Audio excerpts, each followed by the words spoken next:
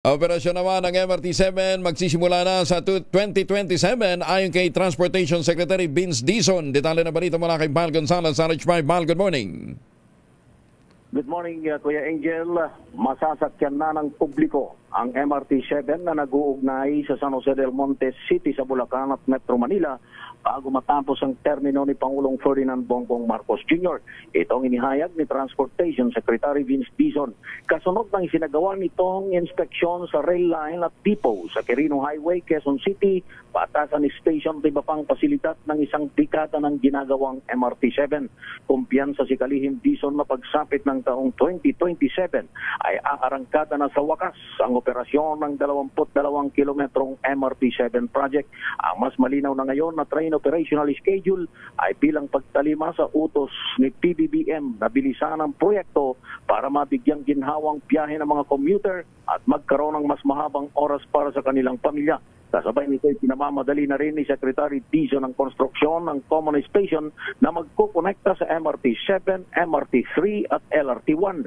Ito lamang nakalipas na buwan ng Abril nang pumasok sa isang kasunduan ng San Miguel Corporation at Korea Railroad Corporation para sa operation and maintenance ng MRT-7. Kapag nagsimula ng operasyon ng MRT-7 ay nasang mababawasan ng minimum na 35 minuto ang oras ng biyahe na inaabot ngayon ng 2 hanggang 3 oras.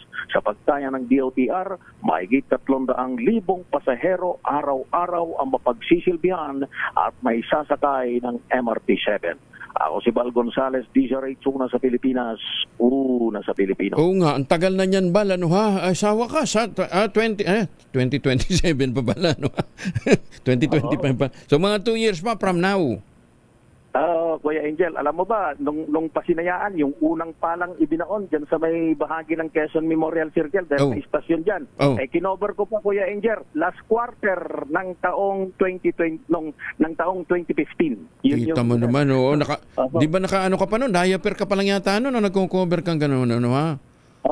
Hindi pa nga puti yung bigote ko ng mga panahon na yun, Kuya Angel. Si dating Pangulong na ngayon ay namatay na, Kuya Angel. Sa wakas, ano ha? So, in 2 years, hindi ba naman kinakalawang yung mga bagon? Dami yung mga bagon na nakastambay na dyan eh. Yung mga tren. Kuya Angel. Yung tren 3 taon na yata dumating. Nakatenga dyan eh.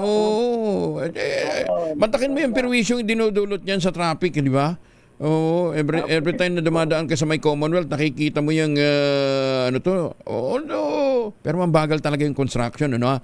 Anyway, kahit paano at least kahit paano may nakikita na tayong petsa 2027, di ba? Luluwag na yung daloy ng trapiko dyan sa lugar na yan, at higit sa lahat magmamahalalo ang presyo ng lupa dyan sa San Jose del Monte, Bulacan.